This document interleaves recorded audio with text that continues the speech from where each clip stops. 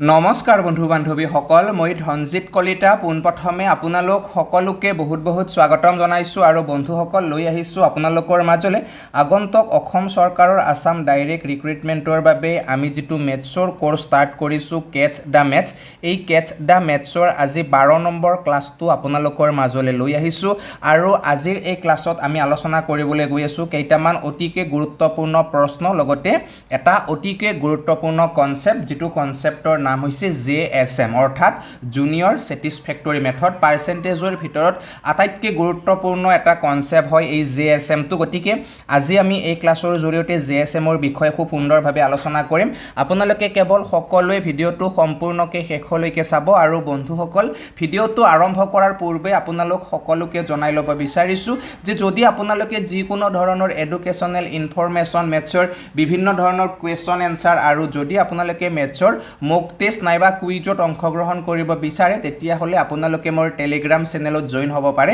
Link ডেসক্ৰিপচনত দিয়া আছে বন্ধুসকল এতিয়া আমি পনে আগবাঢ়িছো আজিৰ ভিডিওটোৰ প্ৰথমটো প্ৰশ্নৰ মাজলৈ ইয়াতে পাৰ্সেন্টেজৰ পৰা পোনপ্ৰথমে এটা গুৰুত্বপূৰ্ণ প্ৰশ্ন মই আপোনালোকৰ মাজলৈ লৈ আহিছো খুবেই গুৰুত্বপূৰ্ণ প্ৰশ্ন হয় আৰু এনেকুৱা ধৰণৰ প্ৰশ্ন পৰীক্ষাত খুব আহি থকাও দেখা যায় ইয়াতে প্ৰশ্নটোত আমাক কি কৈছে যে a student has to score 40% marks to pass মানে ইয়াতে আমাক কৈছে যে এজন ছাত্ৰই যেতিয়া পৰীক্ষাত উত্তীৰ্ণ হ'ব লাগে তেতিয়া হলে সেই ছাত্ৰজনক কিমান নম্বৰ লাগে 40% নম্বৰ লাগে অৰ্থাৎ পৰীক্ষাত যদি এটা ছাত্ৰই কি হয় 40% নম্বৰ পায় তেতিয়া হলে তেওঁক কি কৰি দিয়া হ'ব উত্তীৰ্ণ কৰি দিয়া হ'ব ঠিক আছে তাৰ পিছত ইয়াতে কি কৈছে যে হি গেটস তেওঁ পাইছে কিমান 200 mark and fail by 40 mark লৰাজনে কি হৈছে ইয়াতে 200 মাৰ্ক পাইছে আৰু 40 নম্বৰৰ কাৰণে ইয়াতে কি কৰিছে ছাত্ৰজনে ফেইল কৰিছে আমাক কৈছে যে ফাইন্ড দা টোটেল মাৰ্ক অৰ্থাৎ এই পৰীক্ষাটোৰ যেটো সৰ্বমুঠ নম্বৰ আছিল সেই সৰ্বমুঠ নম্বৰটো ইয়াতে আমাক ধুনিয়াকৈ উলিয়াব দিছে গতিকে এনেকুৱা ধৰণৰ প্ৰশ্ন আপোনালোকে পৰীক্ষা দেখাৰ লগে লগে আজিৰে পৰা চুটকিমে কৰিব পাৰিব মানে মাত্ৰ কেইটামান সেকেন্ডত কৰিব পাৰিব তাৰ আগত আপোনালোকে ইয়াৰ কনসেপ্টটো জানিব লাগিব তো ইয়াতে কনসেপ্টটো কি কৈছে যে আমাক এনেকুৱাকে কৈছে যে এটা ষ্টুডেন্টে যেতিয়া পৰীক্ষাত পাস কৰিব লাগিব অৰ্থাৎ যেটো মানে একেবাৰে মিনিমাম যেটো পাসিং মাৰ্ক হয় যেটো মিনিমাম যেটো পাসিং মার্ক বা মিনিমাম যেটো পাস মার্ক এটু কিমান হ'ব বলে মিনিমাম ইয়াতে পাস মার্কটো পাইছো আমি কিমান বলে 40% ঠিক আছে মানে একেবাৰে নিম্নতম যেটো উত্তীৰ্ণৰ যেটো ইয়াতে হার হয় হেতু কিমান হয় বলে ইয়াতে 40% হয় মানে 40% পালেহে পাস কৰাই দিয়া হ'ব কিন্তু লৰাজনে বা ষ্টুডেন্টজনে ইয়াতে কি পাইছে যে 200 নম্বৰ পাইছে হয়নে 200 নম্বৰ পাইছে আৰু 200 নম্বৰ পাই কিনে তেওঁ কি কৰিছে ফেইল কৰিছে আৰু তেওঁক পাস কৰিব লাগিলে কিমান লাগিছিল যে লৰাজনে যদি পাস কৰিব লাগিল হেতেন বা পাস কৰিলে হেতেন তেতিয়া হলে তেওঁক আকৌ 40 নম্বৰ লাগিছিল মানে 200 নম্বৰ পাইছে 40 নম্বৰ লাগিছিল তো টোটেল পাস কৰিব লাগিলে কিমান নম্বৰ লাগে 240 নম্বৰ লাগে হয় না নম্বৰ হিচাপে যদি আমি চাও তেতিয়া হলে পাস কৰিব লাগিলে 240 নম্বৰ লাগে আৰু পাৰ্সেন্টেজ হিচাপে যদি চাও তেতিয়া হলে পাস কৰিব লাগিলে কিমান পাৰ্সেন্ট লাগে 40% লাগে গতিকে এতিয়া আপোনালোকে ধুনিয়াকৈ চাই লওক যে 40% তাৰ মানে 240 হয় নে নহয় মানে 40% ৰ যেটো ভ্যালু পাৰ্সেন্টেজ হিচাপে 40% ৰ যেটো ভ্যালু হ'ব নাম্বাৰ হিচাপে 240 ৰ হি একেই ভ্যালু হ'ব মানে 40% পালেও লৰাটো কি হ'ব মিনিমাম একেবাৰে পাসিং মাৰ্কটো পোৱা বুলি কোৱা হ'ব বা নাম্বাৰ হিচাপে যদি 240 মাৰ্কও পাই তেতিয়া হলে কি হ'ব তেওঁক লৰাজনক মানে একেবাৰে নিম্নতম যেটো উত্তীৰ্ণৰ তেওঁ নম্বৰ হেখিনি প্ৰাপ্ত কৰা বুলি কোৱা হ'ব হয়নে এতিয়া চাওক 40% তাৰ মানে 240 এতিয়া আমি যদি দুই ভাগৰ শূন্য দুটা কাটি দিও 4% মানে কিমান হ'ব 24 নম্বৰ হ'ব তো 4% মানে যদি 24 নম্বৰ হয় 1% মানে কি হ'ব বলে 1% মানে তেতিয়া হলে 6 নম্বৰ হ'ব আৰু পৰীক্ষাত কিমান বলে সদায় 100% নম্বৰ থাকে হয়নে নহয় পৰীক্ষাৰ নম্বৰবিলাক সদায় 100% মুঠ নম্বৰটো সদায় 100% হ'ব তো 1% মানে পালো আমি কিমান 6 নম্বৰ গতিকে 100% মানে কিমান হ'ব ইয়াতে বলে 600 নম্বৰ অৰ্থাৎ পৰীক্ষাটোত মানে কিমান নম্বৰৰ প্ৰশ্ন আহিছিল ইয়াতে 600 নম্বৰৰ প্ৰশ্ন আহিছিল আৰু 600 নম্বৰৰ ভিতৰত ইয়াতে ষ্টুডেন্টে কিমান পাইছে 200 নম্বৰ পাইছে আৰু 200 নম্বৰ পোৱা বাবে তেওঁ ফেইল কৰিছে যদি 240 নম্বৰ পালে হেতেন তেতিয়া হলে কি হল হেতেন লৰাজনে পাস কৰিলে হেতেন অৰ্থাৎ তেওঁৰ যেটো পাসিং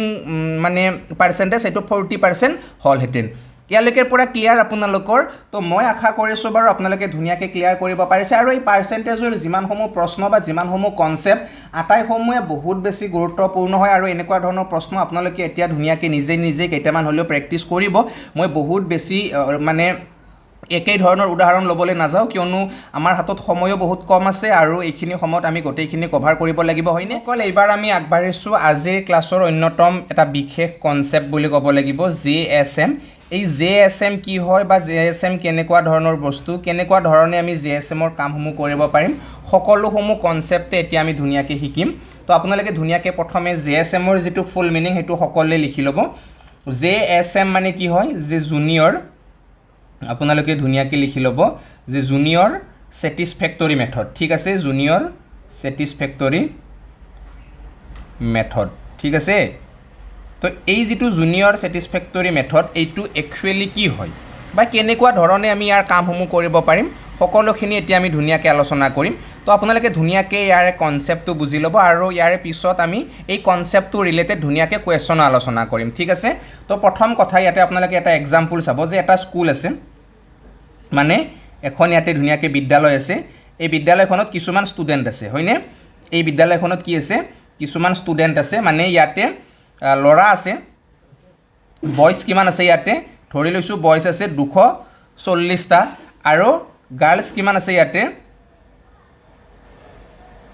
160টা ঠিক আছে ল'ৰা মই কিমান ল'লোঁ ইয়াতে 240টা আৰু ছোৱালী কিমান আছে ইয়াতে 160টা এতিয়া এওঁলোকৰ এনুৱেল পৰীক্ষা আহিল বছৰেকীয়া পৰীক্ষা আহিল তেতিয়া কি হ'ল ল'ৰা পাছ কৰিলে ইয়াতে 40% আৰু ছোৱালী পাছ কৰিলে ইয়াতে 60% ঠিক আছে ল'ৰা পাছ কৰিলে কিমান 40% আৰু ছোৱালী পাছ কৰিলে ইয়াতে 60%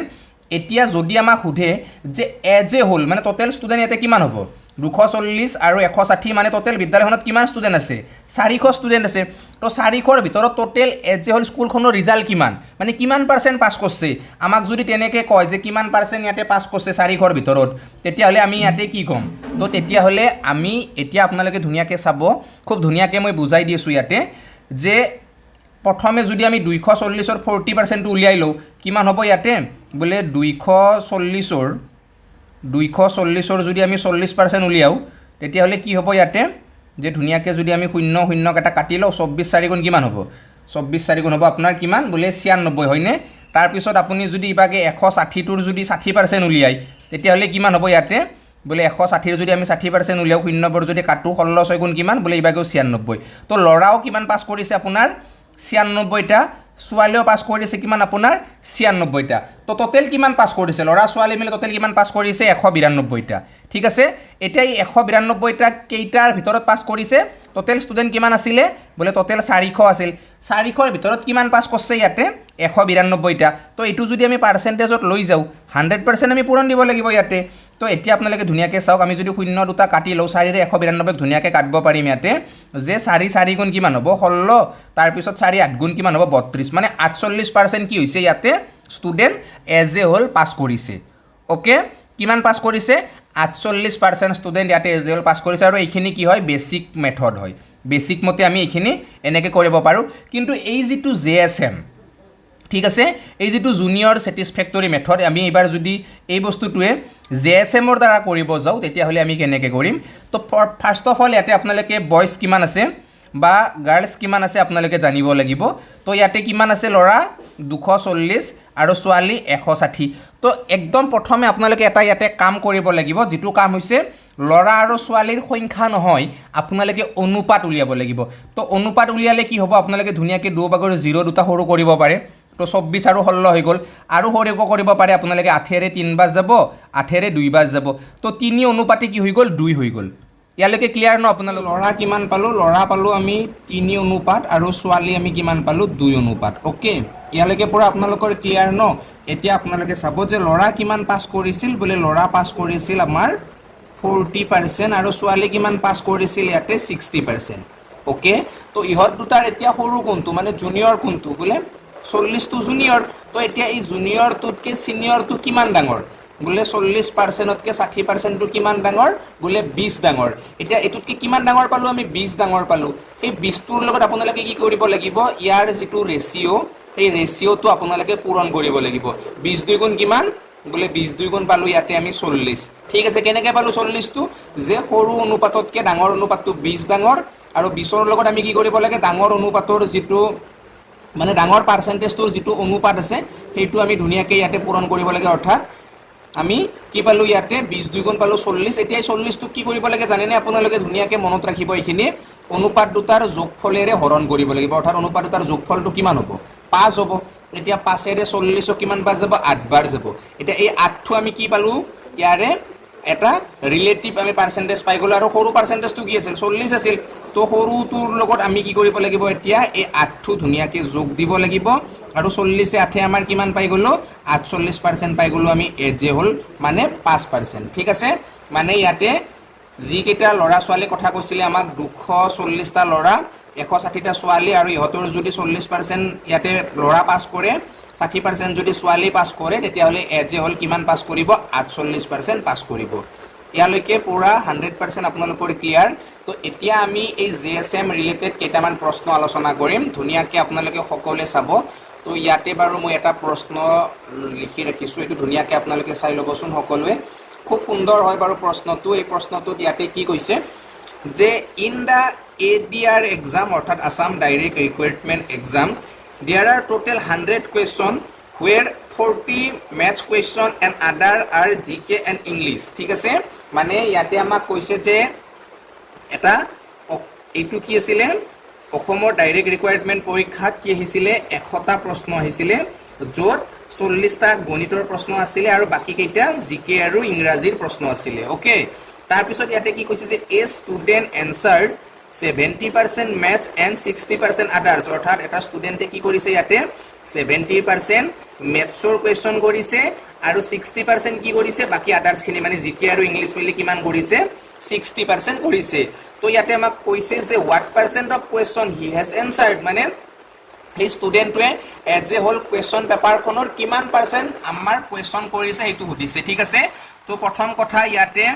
ম্যাথছৰ যেটো কোৱেশ্চন কিমান আছিল ম্যাথছৰ কোৱেশ্চন ইয়াতে যে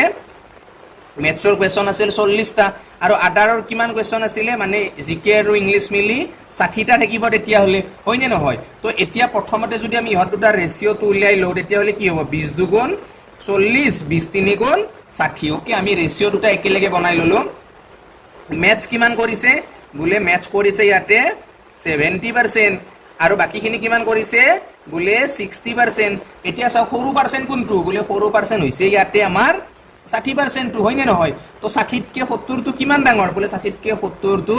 10 ডাঙৰ এতিয়া এই 10 টোৰ লগত আমি কি কৰিব লাগিব ইয়াৰে এই 2 টো পূৰণ কৰিব লাগিব 10 2 গুণ কিমান বুলে 10 2 গুণ হ'ব ইয়াতে 20 এতিয়া 20 টো কি কৰিব লাগিব অনুপাতৰ যোগফলেৰে হৰণ কৰিব লাগিব তো অনুপাতৰ যোগফল ইয়াতে আমি কিমান পালো 2 3 কিমান হ'ব 5 হ'ব হয়নে এতিয়া 5 এৰে 20 কেইবাৰ যাব 4 বাৰ যাব আৰু এই 4 টো আমি কি কৰিব লাগিব সৰু পাৰ্সেন্টেজটোৰ লগত যোগ কৰিব লাগিব অৰ্থাৎ 60 যোগ 4 সমান আমি কিমান পালো এজে হল 64% পালো তাৰ মানে এই পৰীক্ষাটোত ষ্টুডেন্টৱে এজে হল কিমান কোৱেশ্চন কৰিছে 64% কোৱেশ্চন কৰিছে মানে খুব সুন্দৰ হয় আৰু বুজিবলৈও যথেষ্ট সহজ হয় আপোনালোকে মই আশা কৰিছো ধুনীয়াকৈ সকলোৱে বুজি পাইছে এবাৰ আমি পুনৰ আগবাঢ়িছো এই একেইটা কনসেপ্টৰ মানে জেএছএম কনসেপ্টৰ অন্য এটা অতিকে গুৰুত্বপূৰ্ণ প্ৰশ্নৰ মাজলে ঠিক আছে বন্ধুসকল ইয়াতে আপোনালোকে এইবাৰ সকলোৱে এই প্ৰশ্নটো ক্লিয়াৰকে বুজিলক যে ইয়াতে আমাক কৈছে in a school there was 1000 boys and 500 girls মানে এখন বিদ্যালয়ত কি আছে ল'ৰা কিমান থকা বুলি কৈছে ইয়াতে 1000 জন থকা বুলি কৈছে আৰু ছোৱালী কিমান থকা বুলি কৈছে ইয়াতে 500 জনী থকা বুলি কৈছে হয়নে গতিকে পোন প্ৰথমে আমি হতৰ ৰেশিওটো বনাই লম বাৰু শূন্য দুটাকে কাটি লৈছো তাৰ পিছত ইয়াতে কি হল আমাৰ 5 এক গুণ কিমান হ'ব 5 হ'ব আৰু 5 দুগুণ কিমান হ'ব 10 হ'ব মানে ৰেশিও দুটা আমি কিমান পালো 2 অনুপাত 1 পাই গলো তাৰ পিছত ইয়াতে কি কৈছে যে 65% boys and 62% girls pass in the exam মানে পৰীক্ষাত কি কৰিছে 65% ইয়াতে 65% ল'ৰা হয়নে আৰু 62% কি হৈছে ছোৱালীয়ে পৰীক্ষাত পাস কৰিছে এজে হল কিমান পাস কৰিছে এটো আমাক সুধিছে গতিকে ধুনীয়াকৈ এতিয়া আমি উলিয়াম সৰু পার্সেন্টেজটো কোনটো বুলে 62 টো গতিকে এতিয়া আমি 62 লগত কি কৰিব লাগিব 62 লগত আমি যোগ কৰিব লাগিব কি বুলে 62 কে 65 টো কিমান ডাঙৰ বুলে 3 ডাঙৰ 3 টোৰ লগত এতিয়া 2 টো কি কৰিব লাগিব পূৰণ কৰিব লাগিব 3 দুগুণ কিমান হ'ব বুলে 6 আৰু সেই 6 টোক এতিয়া আমি কি কৰিব লাগিব অনুপাতৰ যোগফলেৰে হৰণ কৰিব লাগিব হয়নে 2 কে কিমান অনুপাত বোলে 3 এটা 3 ৰে 6 টো কেইবাৰ যাব দুবাৰ যাব এতিয়া 62 আৰু 2 যোগ কৰিলে আমি কিমান পাম 64 পাম আৰু 64% কি হ'ব ইয়াৰে উত্তৰ হ'ব ক্লিয়াৰ কে বুজিছে ন আপোনালোকে তো জেএসএম এনেকুৱা হয় আৰু মাত্ৰ কেইটামান সেকেন্ডৰ ভিতৰতে আপোনালোকে ইয়াৰে উত্তৰ কৰিব পাৰিব সকলোৱে খুব সুন্দৰ খুব গুৰুত্বপূৰ্ণ হয় আৰু মই আশা কৰিছো আপোনালোকৰ সকলোৰে ইয়াতে এই কনসেপ্টসমূহ ক্লিয়াৰ হৈছে লগতে বন্ধুসকল এই সেগতে আপোনালোক সকলোকে জনাই ল'ব বিচাৰিছো অন্য এটা কথা যে যদি আপোনালোকে কোনোবাই ভাবি আছে যে এতিয়াও গণিতত বহুত বেছি উইক ফিল কৰি আছে বা গণিতৰ যদি আপোনালোকে কাৰোবাই প্ৰাইভেটলি টিউচন ল'ব বিচাৰে তেতিয়া হলে আপোনালোকে জ্ঞানজ্যোতি কোচিং গ্ৰুপৰ সৈতে যোগাযোগ কৰিব পাৰে মানে জ্ঞানজ্যোতি ইউটিউব চেনেলৰ উদ্যোগত তথা জ্ঞানজ্যোতি কোচিং গ্ৰুপৰ সহযোগত আপোনালোক সকলোলৈ বিশেষভাৱে গণিতৰ এক কোচিং ক্লাছৰ ব্যৱস্থা কৰা হৈছে য'ত আপোনালোকে মানে অসম ডাইৰেক্ট ৰিকুৱায়াৰমেন্টৰ সিলেবাস অনুসৰি প্ৰতিদিনে 2 ঘণ্টাকে গণিতৰ ক্লাছ পাই থাকিব আৰু তাত মানে প্ৰতিটো চেপ্টাৰৰে একেবাৰে বেসিকৰ পৰা কনসেপ্টসমূহ ধুনিয়াকে বুজোৱা হয় লগতে সেই চেপ্টাৰ ৰিলেটেড যিমানখিনি প্ৰিভিয়াস ইয়াৰ কোৱেশ্চন আছে সকলোখিনি ধুনিয়াকে তাত ডিসকাস কৰা হয় আগন্তুক পৰীক্ষাৰ বাবে এক্সপেক্টেশন কোৱেশ্চন তাত ডিসকাস কৰা হয় গতিকে যি সকলে ভাবে যে গণিতত একদমে মানে লো লেভেলত আছো তো আপোনালোকে যোগাযোগ কৰিব পাৰে মই যোগাযোগৰ নাম্বাৰটো ইয়াতে দি দিছো আপোনালোকে সকলোৱে নোট কৰি ৰাখিব যে 8473830780 আপোনালোকে এই নাম্বাৰটো যোগাযোগ কৰিব যদি কাৰোবাৰ বিশেষভাৱে মেথছত মানে দুৰ্বল যেন লাগি আছে ইয়াত আপোনালোকে ধুনিয়াকে ক্লাছসমূহ কৰাৰ পিছত প্ৰায় ইয়াতে আপোনালোকে 40টাতকৈ অধিক ক্লাছ পাব আৰু আটাইখিনি ক্লাছে যদি আপোনালোকে ধুনিয়াকে কৰে তেতিয়া হলে অন্তত এটা কথা ক'ব পাৰো যে আপোনালোকে মেথছৰ যিখিনি পাৰ্ট পাব সেইখিনি অন্তত আপোনালোকে ধুনিয়াকে সকলোৱে স্কোৰ কৰিব পাৰিব ঠিক আছে গতিকে বন্ধুসকল এতিয়া আমি আগবাঢ়িছো পুনৰ পাৰ্চেন্টেজ ৰিলেটেড অন্য কেইটামান অতিকে গুৰুত্বপূৰ্ণ প্ৰশ্নৰ মাজলৈ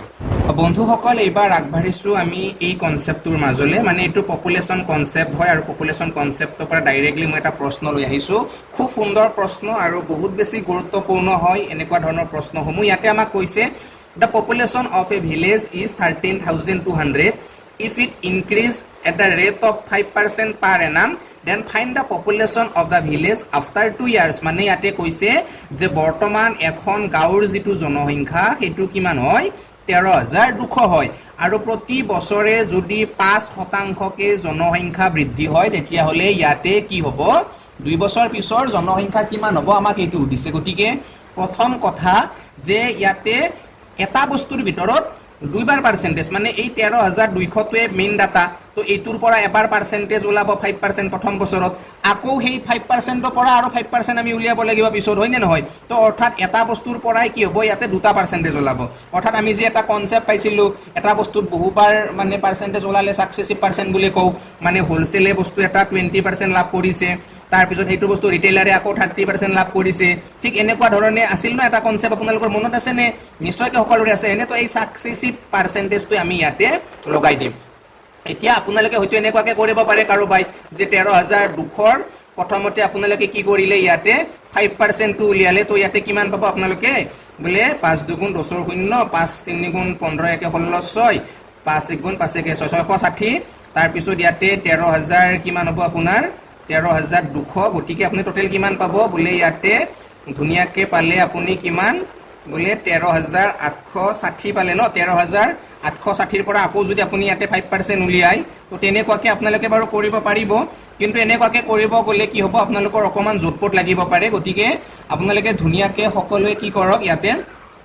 মই যেটো সাকসেসিভ মেথড মতে শিকাই আছো হেতু ধুনিয়াকে শিকি লব এটো মেথড আপোনালোকে বাই দি দিয়ক ট্ৰেডিশনাল মেথড আমাক নালাগে আমাক লাগে শৰ্ট ট্ৰিক্স তো আমাক শৰ্ট ট্ৰিক্স মানে লাগিব লাগিলে আমি কি কৰিব লাগিব প্ৰথমতে পাৰ্চেন্টেজটো বিষয় জানিব লাগিব তো ইয়াতে 5% মানে কি হয় বলে 5% মানে আমাৰ 20 ভাগৰ 1 হয়নে তো প্ৰথম বছৰত 20 ৰ পৰা জনসংখ্যাটো কিমান হৈছে 21 হৈছে হয়নে তাৰ পিছত সেকেন্ড বছৰত কি হৈছে জনসংখ্যাটো 20 ৰ পৰা আৰু 21 হৈছে তো ইয়াতে 2 বছৰ পিছত জনসংখ্যা ইনিশিয়াল পাৰ্টটো আমি কিমান পাম 20 গুণ আমি কিমান পাম 400 পাম আৰু 21 গুণ আমি কিমান পাম 2 বছৰ পিছৰ গাঁওখনৰ জনসংখ্যাৰ ৰেচিঅটো 441 পাম ওকে তো ইয়াতে আমি যেটো প্ৰাৰম্ভিক জনসংখ্যা হেতু পালো 400 ৰেচিঅ আৰু ইবাগে 2 বছৰ পিছৰ জনসংখ্যাটো আমি কিমান পালো 441 ৰেচিঅ এইখিনিলৈকে পুৰা আপোনালোকৰ ক্লিয়াৰ ন সকলে ধুনীয়াকৈ এইখিনিলৈকে বুজিও পাইছে এতিয়া আপোনালোকে চাব ইয়াতে যে আমাক কোৱেশ্যনত দিয়া আছে বৰ্তমানৰ জনসংখ্যা কিমান 13,200 জন আমি ৰেচিঅ' কিমান পাইছো ইয়াতে 400 ৰেচিঅ' বৰ্তমান হয়নে নহয় তো 400 ৰেচিঅ' তাৰ মানে কি হ'ব ইয়াতে 13,200 হ'ব তো ইয়াতে দুটা শূন্য কাটি দিয়ক 4 ৰেচিঅ' মানে কিমান পাব আপোনালোকে 132 পাব তো 4 মানে যদি 132 হয় 1 মানে কিমান হ'ব ইয়াতে 1 মানে তেতিয়াহ'লে 4 3 গুণ 12 তাৰ পিছত ইবাগে কি হ'ব আপোনাৰ 4 3 গুণ 12 33 হ'ল হয়নে তো 1 ৰেচিঅ' মানে আমি কিমান পালো ইয়াতে 33 পালো ন 3 গুণ 12 আকৌ 4 3 গুণ 12 ঠিকেতো আছে ইমানখিনিলৈকে ওকে বাৰু তো 1 ৰেচিঅ' মানে আমি ধুনীয়াকৈ গম পাই গ'লো ইয়াতে কি হয় 33 হয় তেতিয়াহ'লে এতিয়া আমি কি কৰিব লাগিব 441ৰ যিটো ভ্যালু সেইটো উলিয়াব লাগিব সো আপোনালোকে ধুনীয়াকৈ 441 আৰু 33 গুণ পূৰণ কৰি দিয়ক ধুনীয়াকৈ পাই যাব ইয়াতে কিমান হ'ব 3 1 গুণ 3 3 4 গুণ 12 2 তাৰ পিছত 3 4 গুণ 12 1 13 তাৰ পিছত ইয়াতে আপোনালোকে যদি ধুনীয়াকৈ এইখিনি কৰে কিমান পাব ইয়াতে 3 2 5 5 4 1 14,553টা কি হ'ব ইয়াতে 2 বছৰ পিছৰ মানুহ হ'ব ঠিক আছে বা আপোনালোকে এটো প্ৰসেছত গলেও ধুনীয়াকৈ কৰিব পাৰে বাট এটো প্ৰসেছ বেছি ইজি হয় আৰু এটো খুব সুন্দৰ এটা প্ৰসেছ হয় সাকসেসিভ প্ৰসেছটো ওকে পুৰা ক্লিয়াৰ কি আপোনালোকৰ ধুনীয়াকৈ কনসেপ্টখিনি ক্লিয়াৰ হৈছে হয়নে মানে ইয়াতে আমি প্ৰথমতে পাৰ্সেন্টেজটো ধুনীয়াকৈ লৈ লৈছো 5% মানে 20 ভাগৰে 20ৰ পৰা প্ৰথম বছৰত 21 হ'ল সেকেন্ড বছৰত আকৌ 20ৰ পৰা 21 হ'ল গতিকে প্ৰাৰম্ভিক পাৰ্টখিনি আমি কিমান পালো 20 20 গুণ 400 আৰু 2 বছৰ পিছৰ জনসংখ্যা আমি কিমান পালো ৰেচিঅ'টো 441 গতিকে 400 মানে যদি 13,200 হয় 1 মানে তেতিয়াহ'লে কিমান হ'ব 33 হ'ব আৰু 1 মানে যদি 33 হয় 441 মানে কি হ'ব তেতিয়াহ'লে 14,553 হ'ব ইমানখিনিলৈকে ক্লিয়াৰ ধুনীয়াকৈ ক্লিয়াৰ আমি আকৌ এটা প্ৰশ্নৰ মাজলৈ আগবাঢ়িছো এই একেইটা কনসেপ্টৰ পৰা ঠিক আছে বন্ধুসকল এবাৰ আপোনালোকে ধুনীয়াকৈ ক্লিয়াৰলি এই প্ৰশ্নটো বুজি লওক একেই ধৰণৰ প্ৰশ্ন পুনৰ ইয়াতে পপুলেশ্যনৰ পৰা লোৱা হৈছে যে in a village the total population of 64,000 অৰ্থাৎ এখন মানে গাঁৱৰ বৰ্তমানৰ জনসংখ্যা কিমান হয় 64,000 হয় ঠিক আছে তো ইয়াতে কৈছে ইন দ্য পপুলেশ্যন ইনক্ৰিজ বাই 16.66% মানে 16.66% টো কি হৈছে ইনক্ৰিজ হৈছে মানে বাঢ়িছে ইন দ্য ফাৰ্স্ট ইয়াৰ মানে প্ৰথম বছৰত এইখিনি কি হৈছে ইনক্ৰিজ হৈছে তাৰ পিছত কি কৈছে decrease by 28.57 in the second year অৰ্থাৎ 28.57% টো কি হৈছে ইয়াতে ডিক্ৰিজ হৈছে সেকেন্ড বছৰত 3 নম্বৰ বছৰ আকৌ কি হৈছে যে increase by 12.5% in the third year অৰ্থাৎ 12.5% আকৌ 3 নম্বৰ বছৰত ইয়াতে বাঢ়িছে গতিকে আমাক কৈছে যে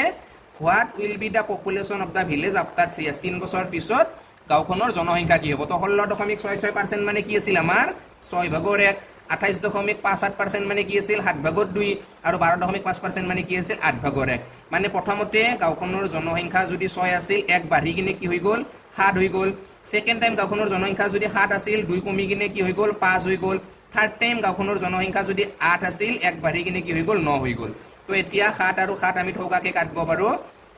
ইয়াতে 3 ৰে 3 2 গুণ 6 3 ৰে 3 3 গুণ 9 হৈ গ'ল তাৰ পিছত এতিয়া ধুনীয়াকৈ আমি যদি পূৰণটো কৰিলেও কি হ'ব 5 3 গুণ পালো ইবাকে 15 ইবাকে পালো 2 1 গুণ 16 হয়নে তো বৰ্তমানৰ জনসংখ্যা আমি কিমান পালো 16 ৰেচিঅ' আৰু 3 বছৰ পিছৰ জনসংখ্যা আমি কিমান পালো ইয়াতে 15 ৰেচিঅ' তো বৰ্তমানৰ ৰেচিঅ' মানে প্ৰশ্নটো কিমান দিয়া আছে 64,000 তো 16 ৰেচিঅ' তাৰ মানে 64,000 1 ৰেচিঅ' মানে কিমান হ'ব বলে 1 ৰেচিঅ' মানে তেতিয়াহ'লে কিমান পাম আমি ইয়াতে 16 মানে যদি 64,000 হয় 16 4 গুণ 64 1 মানে তেতিয়া কি হ'ব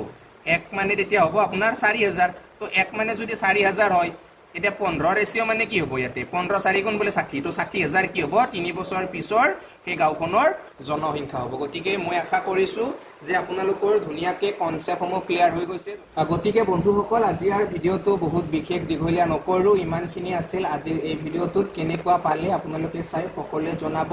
যদি আপোনালোকৰ ভিডিঅ'টো চাই অকমান হ'লেও ভাল লাগিছে সকলোৱে লাইক কৰিব আপোনালোকৰ বন্ধুবৰ্গৰ মাজলৈ ভিডিঅ'টো শ্বেয়াৰ কৰিব আৰু এতিয়ালৈকে যদি চেনেলটো সাবস্ক্ৰাইব কৰা নাই সকলোৱে চেনেলটো সাবস্ক্ৰাইব কৰিব ঠিক আছে গতিকে বন্ধুসকল আজিলৈ এৰিছো লগ পাম পুনৰ অন্য এটা নতুন আৰু একদম মজেদাৰ ভিডিঅ'ৰ সৈতে তেতিয়াহ'লে আজিলৈ জনাইছো বাই বাই জয় আই অসম।